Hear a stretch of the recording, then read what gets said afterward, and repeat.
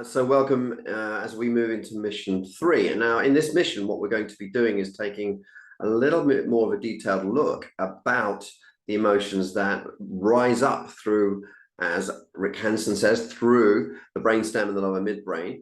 And what do we do about that? Because these are the main formation of people's opinions. And it's by understanding these, we're able to work into effective relationships and also able to get people to use the higher brain, the red bit, the logical bit, without all of the noise that comes from the brain stem and the lower midbrain. We need to understand the brain stem and the lower midbrain and what is giving occurrence to what we're sensing as emotion.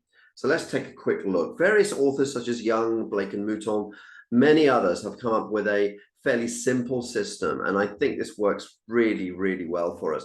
You can see some base emotions arising in the assertive, self-focused kind of mentality. Drive, results, control. You've probably met people like that. You're probably like that yourself from time to time. If you're a parent, you're absolutely like that a lot of the time. A necessary element of survival to make sure things happen and things get done. Down on the bottom left, another element of making things happen is being able to liaise and collaborate with others, to work together. The kind of passive type and others focused person would focus primarily on communication and networking and feeling part of the group. Top left, we have the information, the analysis person, security, the engineer, if you like, the person who very self-focused, very passive, but mind is focused very, very much on data. And at the bottom right, the assertive, outgoing person who loves change, who likes to bring in new ideas and new thoughts. And of course, all of these are necessary and often referred to by the colors that I've just shown you there.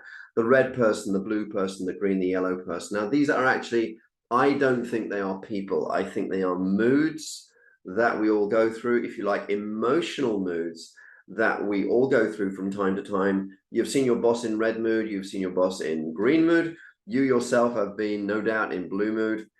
Understanding that these are the 4 basic moods driving gives us a bit of an assistance, definitely when we're trying to build strong relationships. And the reason that it's a definite help here is as follows. If somebody is in red mood, that's how they're seeing the world.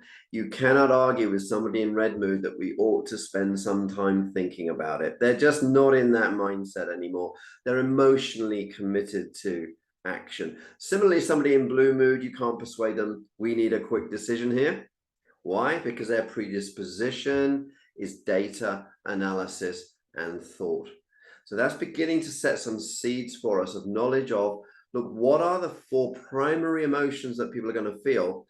And what do we do with those emotions in order to build a close working relationship, especially when you may have noticed others in a different color mood are really frustrating to deal with. If they're not in the same mood as you, it is really tough. If you happen to be in a green mood and you're talking to somebody in a red mood, communication is difficult. So what do we do to bring harmony and relationship from those 4 moods and then move into logical discussions? Well, that's our next question.